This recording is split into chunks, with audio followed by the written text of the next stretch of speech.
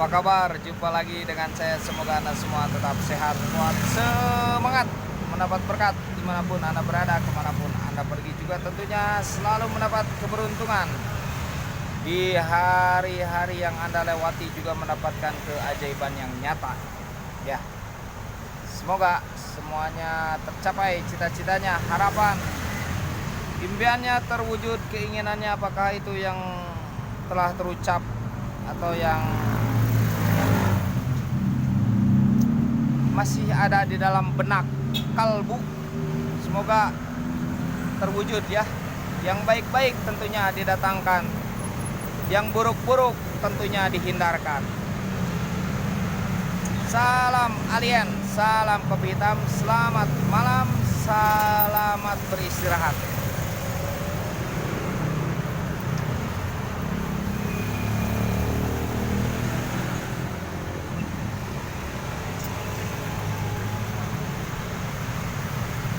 Memasuki kota jin. Memasuki kota jin. Ada yang pernah memasuki kota jin? Percaya enggak?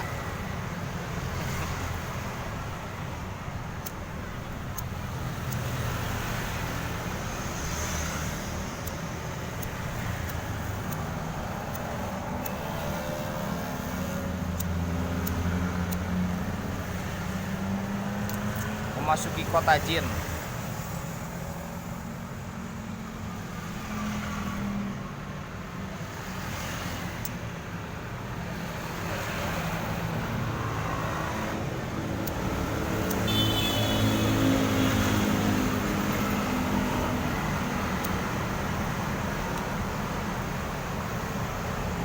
Jin ini memang tidak jauh berbeda sebenarnya dengan manusia. Manusia memiliki peradaban, begitu juga jin memiliki peradaban juga. Pastinya begitu.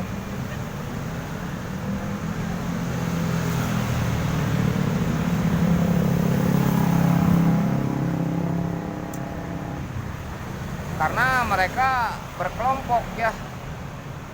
Memang ada yang sendiri, memang ada yang juga berkelompok.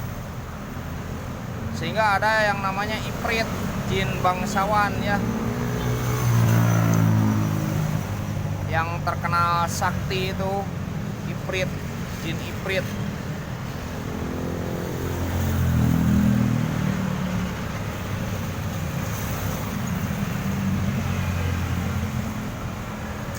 Pakai ilmu katanya ya, pakai ilmu katanya bahwa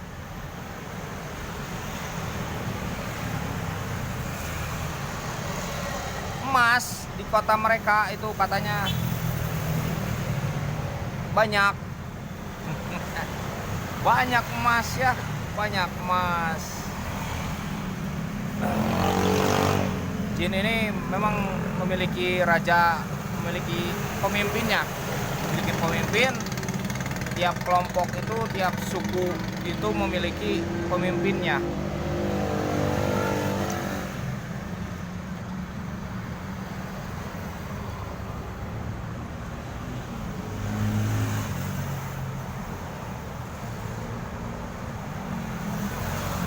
Salah satu yang terkenal ya, pemimpin Ifrit itu Ifrit Dimriat ya, Ifrit Dimriat itu terkenal. Ifrit Dimriat itu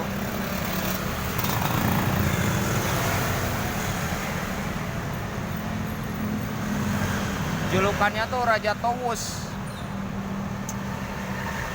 Ini Ifrit Dimriat ini memegang suatu kerajaan yang luar biasa ya.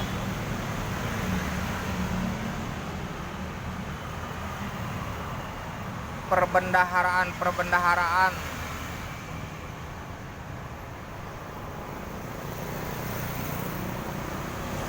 dunia, bukan dunia ya.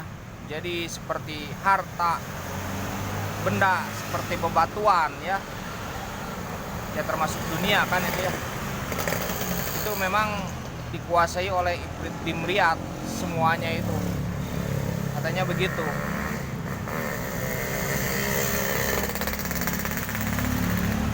depannya tuh Raja Towus Street Dimriat itu.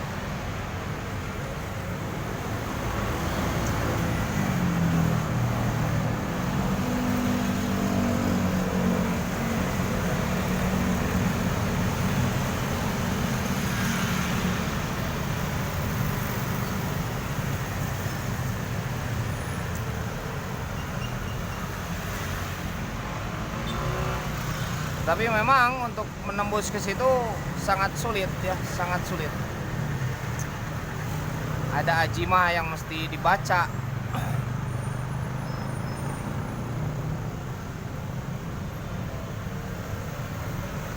Karena tentunya sudah berbeda alam ya, sudah berbeda alam.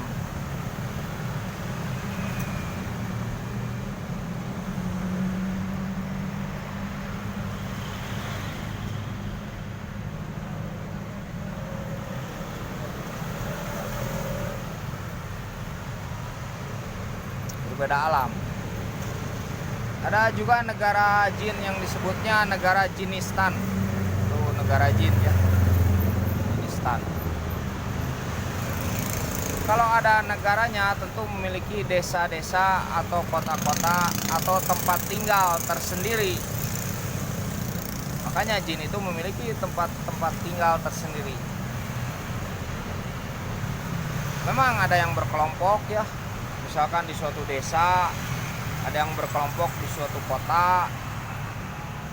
kota jin ya maksudnya. Ada yang sendiri-sendiri, ada yang jin-jin pengembara ya, yang suka bertualang jinnya ada, bertualang. Ada yang suka di kamar mandi kan ada ya, yang suka di kamar mandi di tempat-tempat air.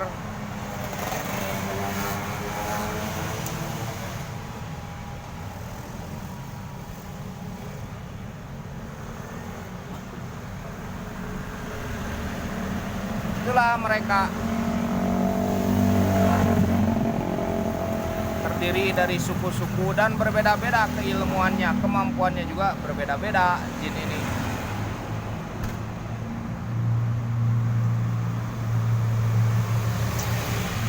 Ada yang memiliki kemampuan terbang, ada yang memiliki kemampuan mengubah rupa. Ada yang tidak memiliki kemampuan untuk itu. Tidak memiliki kemampuan untuk itu ada.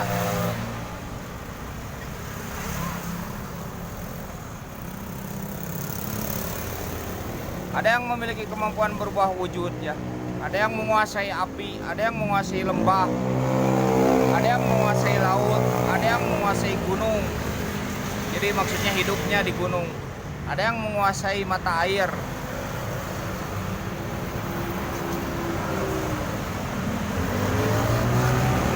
Ada yang berdampingan dengan manusia. Ada yang berdampingan dengan manusia.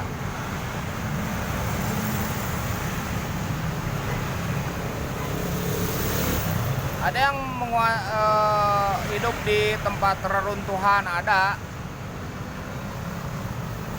Jenisnya kan macam-macam jin itu ya. Jenisnya macam-macam. Itu kita sudah tahu semuanya.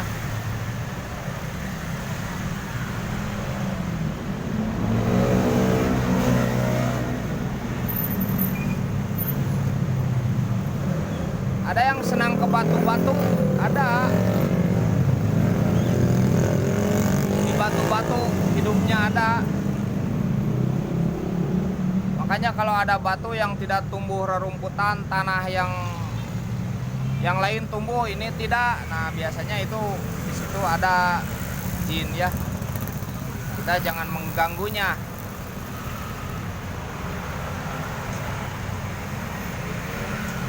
Ada yang tinggal di rumah-rumah kosong, ada.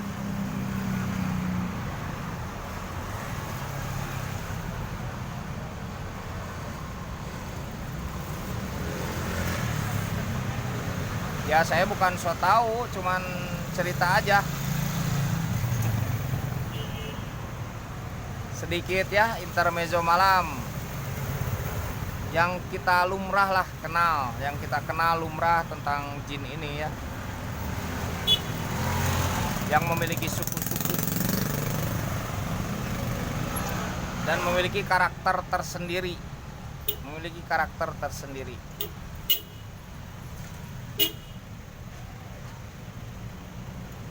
Ada yang menampakkan diri ke manusia, ada, jelas itu ya.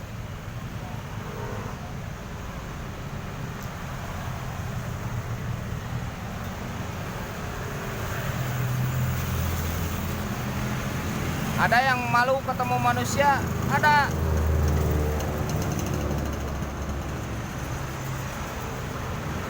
Dan jin ini tetap belajar. Makanya manusia juga mesti terus belajar. Nah, gitu ya. Jin ini juga kan belajar sama.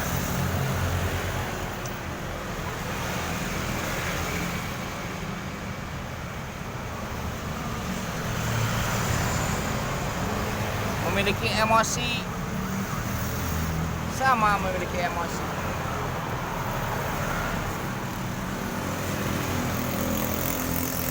Oh, kerajaan jin ya.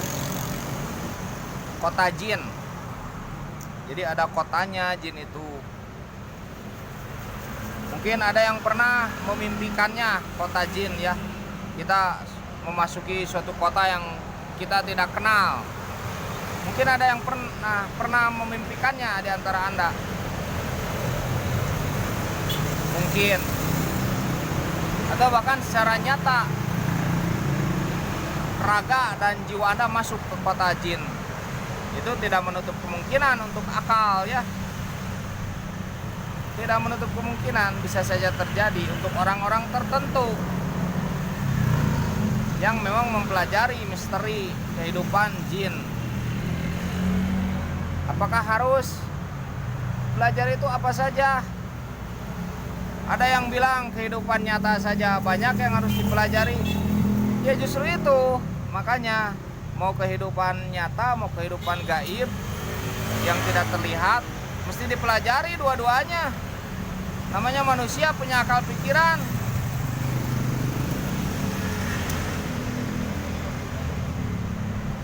Itulah keseimbangan namanya,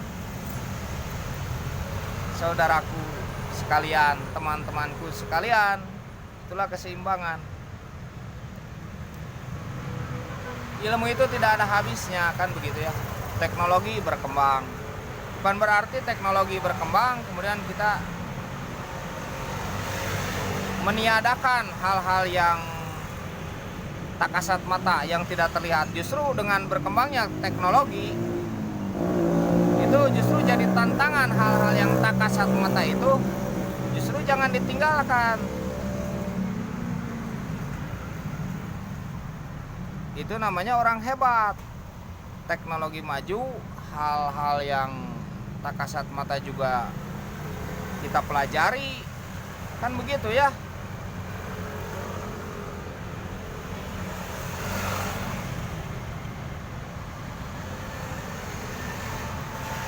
Jadi bukannya kita harus tidak percaya, tapi saya tidak memaksakan Anda, tidak. Itu terserah Anda ya. Gitu.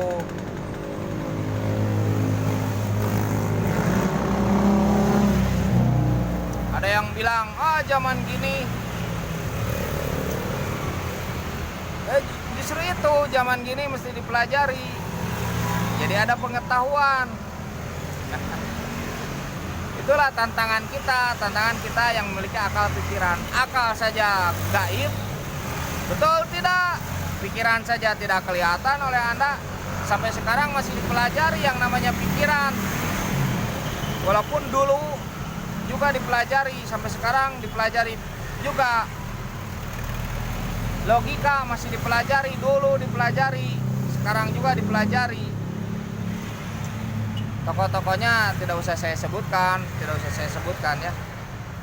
Itu ada bagiannya, ahlinya. Saya bercerita saja, mengisi malam yang indah. Jadi jangan sampai ditinggalkan. Nah, itulah namanya keseimbangan.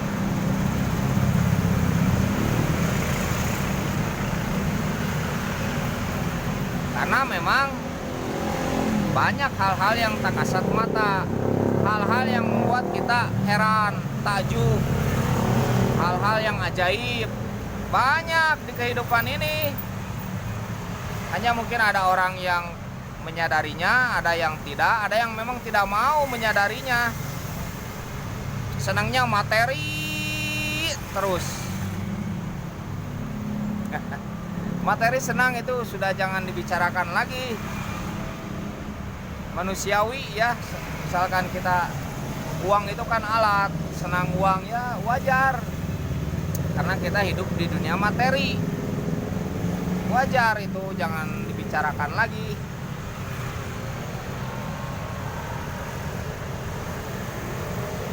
Justru naluriah manusia ini ingin mengungkap hal-hal yang bersifat rahasia. Nah, teknologi itu untuk melengkapi hal itu. Dipahami tidak? Untuk melengkapi hal itu, membuka hal-hal yang rahasia.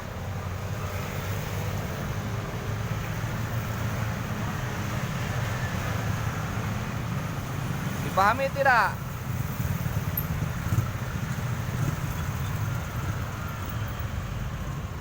Semoga dipahami ya. Kota jin. Nah, ayo tantangan ini kita membuka kota jin. Tantangannya.